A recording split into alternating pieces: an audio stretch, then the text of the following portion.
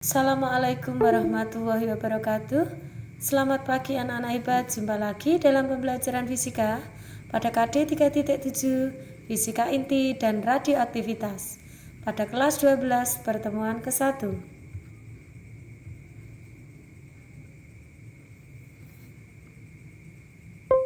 Subbab materi fisika inti dan radioaktivitas yaitu struktur inti, radioaktivitas, dan teknologi nuklir. Pada bab ini, Anda diajak untuk dapat menunjukkan penerapan konsep fisika inti dan radioaktivitas, kemudian cara mengidentifikasi karakteristik inti atom dan radioaktivitas, dan berikutnya mendeskripsikan pemanfaatan radioaktif dan dalam teknologi dan kehidupan sehari-hari. Struktur inti. Pernahkah Anda mendengar istilah bom atom? Bom atom berasal dari reaksi inti tak terkendali. Adakah reaksi yang terkendali? Nah, tentu ada. Reaksi inti yang terkendali pada inti ini biasanya digunakan untuk pembangkit listrik, namanya PLTN. Jadi yang digunakan di beberapa negara termasuk negara kita itu adalah pembangkit listrik tenaga nuklir atau PLTN. Nah, ini adalah reaksi inti yang terkendali. Baik, kita lanjut untuk reaksi inti yang tidak terkendali. Ini adalah bom atom. Nah, kedahsyatan bom atom pertama kali dirasakan oleh warga Hiroshima dan Nagasaki, Jepang ketika terjadi Perang Dunia Kedua, yaitu pada tahun 1945. Ledakan bomnya setara dengan ledakan 14 juta kilogram TNT, trinitotoluena, sehingga mengakibatkan kedua kota tersebut hancur. Kita pelajari yang pertama adalah struktur dan lambang inti. Inti atau unsur dilambangkan berdasarkan jumlah proton dan neutronnya. Nah, di sini ada lambang dari unsur yaitu X. Ini X itu lambang unsur atau nama unsur. Kemudian berikutnya Z. Z itu adalah jumlah proton atau nomor massa. Kemudian A-nya adalah nomor massa atau atom, yaitu jumlah proton dan neutron. Jadi A ini ada dua, yaitu jumlah proton itu Z ditambah neutron. Jadi ini proton itu Z, ini neutron. Kita jumlah berarti dengan neutron. Jadi di sini A itu terjadi jumlah proton dan neutron atau P plus N juga boleh. Jadi kalau mau mencari N bagaimana? Kalau mau mencari N, neutron berarti sama dengan A min Z. Berarti N sama dengan A min Z. Ini adalah neutron. Misalnya neutron. Kita lanjut berikutnya. Inti atom satu unsur ada yang memiliki nomor atom sama tetapi nomor massa berbeda. Inti ini disebut dengan isotop. Anda bisa lihat di sini isotop ya, ada catatan. Di sini ada yang pertama isotop. Nah, ini belakangnya P. P itu adalah proton. Jadi artinya apa? Ini mempunyai proton yang sama. Proton sama. Contohnya di situ ada 3 isotop O. Ada O 612. Kemudian ada O 613. Dan ada 812, 813. Saya sebut ya, maaf. O816, O817, kemudian berikutnya O818. Jadi ini adalah isotop dari O. Yang saya sebut 6 tadi adalah C. C6 dari 12, kemudian C6 dari 13, kemudian C6 dari 14. Nah, ini isotop namanya. Protonnya 666, karbon 888, oksigen. Nah, ada lagi yang kedua namanya isoton. belakangnya ada tanda N. N ini neutron. Jadi mempunyai neutron sama. Nah, cari di internet banyak ya, di buku banyak. Kemudian ada lagi isobar. Bar itu massa. Isobar. Berarti massanya sama. Ini ada ya, sedikit yang harus Anda pahami untuk beberapa istilah ini. Banyak di kimia ya, bisa Anda pelajari di kimia lebih banyak untuk isotop, isoton, dan isobar. Ada contoh soal di sini 9.1, tentukan jumlah proton. Jumlah proton itu adalah Z. Kemudian jumlah neutron itu adalah N. Dari inti atom oksigen, dari inti oksigen O817. Berapa juga jumlah elektronnya? Ditanya E. Jadi ada 3, Z, N, dan E pertanyaannya. Kita tulis saja di sini O817. Kalau Anda biasa sebut O17 8 juga boleh, tidak masalah ya. Ini kita tulis lambangnya adalah X, kemudian protonnya Z, dan nomor masanya adalah A. Jadi ini X-nya, kemudian ini Z-nya, dan ini adalah A-nya. Berarti diketahui di sini A-nya sama dengan 17, kemudian Z-nya sama dengan 8. Berarti kalau mau mencari N sama dengan A min Z. Berarti A-nya 17 kurangi 8, berarti 9. Berarti jawabnya Z-nya sudah ketemu 8 di sini betul. Kemudian A min Z-nya itu neutron, N juga 9 sudah. Berapa elektronnya? Nah, ini penjelasan. Oleh karena atom oksigen netral, maka sigma dari elektron, jumlah elektron sama dengan sigma dari protonnya. Berarti sama dengan 8. Tabel 9.1 ada beberapa contoh lambang unsur dan partikel yang harus Anda pahami, jadi harus dihafalkan ini. Elektron itu adalah partikel beta min atau min 1e 0 atau beta min 1 0. Kemudian positron 1e 1 0, beta 1 0, proton 11p, dan H11 atau H11 neutron itu N01, partikel alfa adalah inti atom helium He24 atau alfa 24. Jadi ini bisa bacanya dibalik juga boleh, bebas ya. Kita pelajari berikutnya defek massa. Apa itu defek massa? Defek itu adalah selisih ya. Massa defek atau delta M artinya adalah selisih massa dan energi ikat. Sekarang kita pelajari satu-satu. Selain dinyatakan dalam kilogram, massa inti juga dinyatakan dalam satuan SMA. Nah, ini singkatan ya. S itu dari sini S, kemudian M-nya ini massa, A-nya atom. Pada satuan ini 1 SMA tepat sama dengan 1/12 kali massa atom karbon C612. Nah, massa inti atom karbon tetap sama dengan 12,00 SMA. Hubungan antara satuan SMA dengan kilogram seperti ini. Nah, dari sini Anda bisa bayangkan 10 pangkat min 27 terlalu kecil sehingga perlulah dibuat satuan massa atom atau SMA namanya. Karena massa kilogram sangat kecil. Massa inti juga sering disetarakan dengan satuan energi atau EV elektron volt. Nah, ini 1 SMA sama dengan 9315 mega elektron volt. Ini statement ini tidak sepele ya. Jadi ada kesetaraan antara massa dengan energi. Jadi nah ini dengan energi. Jadi catatan yang pertama ada kesetaraan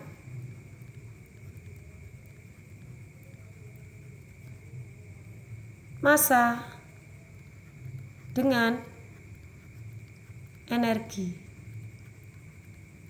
Hal yang bagaimana gitu ya, kayak masa sih massa terkait dengan energi, ternyata betul ya. Kita cek berikutnya.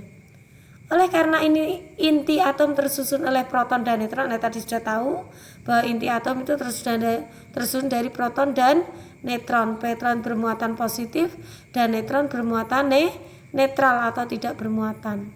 Massa inti harusnya tepat sama dengan jumlah massa proton dan neutron, massa nukleon.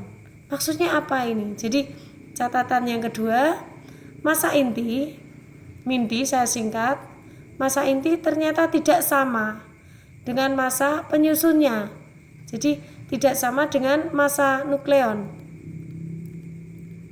Massa proton dan neutron tidak sama.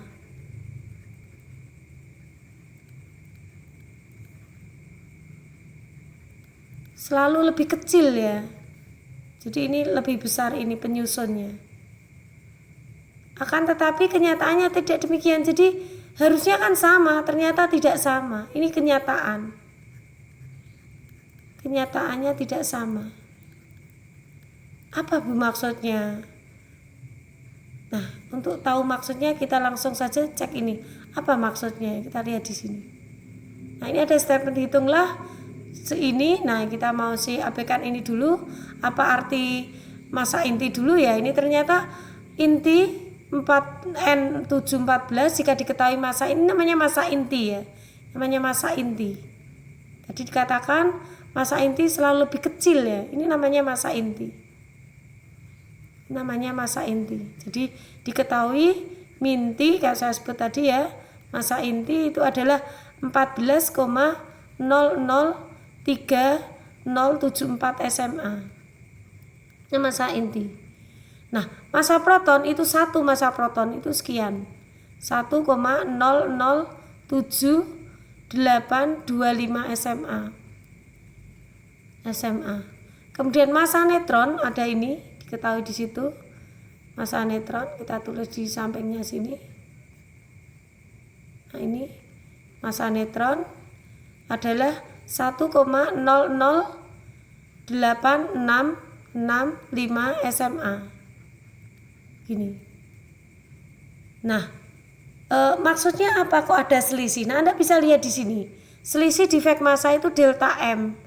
Dari mana ini? Nah, ini namanya massa inti 14, sekian tadi ini. Ini massa inti. Massa inti. Nah, pada rumus ini ditulis ini M. Saya ganti saja massa inti. M besar, ini massa inti. Lebih kecil. Kok bisa, Bu? Nah, ini penyusun namanya. Penyusun proton dan neutron kan. Proton itu kan penyusunnya kan sigma P, proton ditambah neutron. Nah, proton itu P, neutron itu adalah A-Z kan gitu ya. Berarti kan proton dikali massa protonnya, berarti kan ini penyusunnya ya. Nah, berarti kan proton dikali massa proton ditambah neutron dikali massa neutron kan gitu kan ya. Atau bisa tulis proton itu Z dikali massa proton ditambah dengan N itu adalah A-Z. Nah, ini A-Z. A-Z kali massa neutron gitu. Nah, ini penyusunnya namanya. Nah, ini sama dengan ini. Kita bisa lihat di sini. Nah, ini sama. Z kali MP ini proton ditambah neutron tuh ya ini. Proton ditambah neutron. Atau namanya nukleon. Statement ini tadi. Saya tulis ini tadi.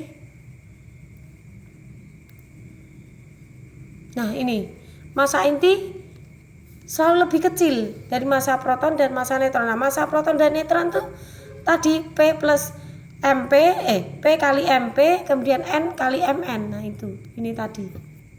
Nah, ini M kali Nn. Nah, kita masukkan di sini untuk apa? Betul enggak? Apakah ada selisih? Nah, ini kita cari. P-nya berapa di sini? Kita cek di N ini. Berarti di sini kalau saya tulis X, kemudian di sini Z, kemudian di sini A, maka di sini Z-nya adalah 7 dan A adalah 14. Berarti diketahui di sini Z-nya sama dengan 7, A-nya sama dengan 14, kemudian N-nya adalah A-Z, yaitu 14 kurangi 7. yaitu hasilnya sama dengan 7. Nah ini N. Kita masukkan tadi ke sini. Nah ini berapa? 7 dikalikan massa proton 0, sekian. Kemudian A min Z nya adalah 7 dikalikan massa neutron. Nah massa protonnya mana? Ini tadi ini. Masukkan ke sini, strike. Jadi ini.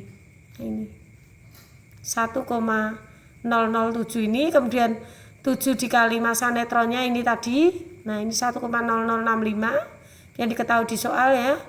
Kemudian ini dikali, kemudian 7 kali dikurangi 14, ternyata betul ada selisih. Inilah yang dikatakan defect massa. Inilah yang dikatakan dengan defect massa ini. Jadi ternyata betul. Apa itu defect massa? Selisih massa dari massa atom penyusunnya dikurangi dengan, nah ini, dikurangi dengan massa intinya. Jadi defect massa itu adalah massa penyusunnya nukleon. Jadi delta M atau defect massa ini adalah selisih dari apa? Nukleon dikurangi massa inti. Nah, nukleon itu apa? Ya proton ditambah neutron. Proton dikali massa proton dikurangi neutron ditambah massa neutron dikali massa neutron N dikurangi massa inti. Nah ini. Nah, ini adalah apa kan? Lah N-nya adalah A min Z tadi. Ini bisa Z. Bisa saya tulis lagi di sini. Jadi Z kali MP kemudian ditambah A min Z ya, berarti kalau apa? Kalau N-nya adalah A min Z dikali massa neutron kemudian dikurangi massa inti.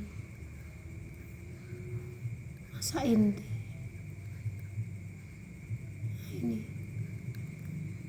Nah, ini adalah defect massa. Ini bisa ditulis ini. Nah, ini. Ini adalah defect massa. ZMP ditambah A min Z itu adalah N tadi ini N, Mn dikurangi massa inti tadi. Nah itu, ternyata betul-betul ada selisih. Kenyataan memang ada selisih, yaitu sekian ini. Jadi itulah yang dikatakan defect massa. Nah ini, kita lanjut berikutnya. Akan tetapi kenyataannya tidak demikian. Massa inti selalu lebih kecil dari massa nukleon. Nah ini, kenyataan massa inti selalu lebih kecil massa nukleon. Lah, selisih antara massa tersebut digunakan untuk apa? Ternyata selisih antara massa nukleon dengan massa itu disebut defect massa. Nah, defect massa itu untuk apa? Untuk mengikat inti. Ternyata untuk mengikat inti. Jadi kalau statement awal tadi Anda tahu di sini ya, misalkan ini ya. Anda kan tahu kalau proton ini terdiri, inti itu kan terdiri dari proton dan neutron ini tadi kan. Nah, sedangkan proton itu kan bermuatan positif kan. Nah, proton kan bermuatan positif. Sedangkan neutron adalah tidak bermuatan atau netral. Nah, kalau misalkan 3 Li ada atom litium 3 protonnya positif, positif, positif di dalam inti kan gitu. Kemudian ada di dalam ini ada neutron gitu kan ya, neutron gitu. Nah, secara logika Anda, positif dengan positif itu muatan loh, muatan yang sejenis kan tolak menolak, tidak mau harusnya dia bercerai-berai, tetapi faktanya kan tidak, kenyataannya tidak, dia tetap mengumpul menjadi satu, seperti telur kodok itu ya, ngumpul tidak bercerai-berai. Nah ini menandakan ada sesuatu yang mengikat, namanya energi ikat. Diperoleh dari mana energi ikat? Ternyata diperoleh dari defect massa. Nah, kita lihat lanjutannya. Diperoleh dari defect massa. Kita lihat nih. Nah, bagaimana cara menghitung defect massa dan energi ikat? Seperti telah dibahas tadi, ini menghitung defect massa ya.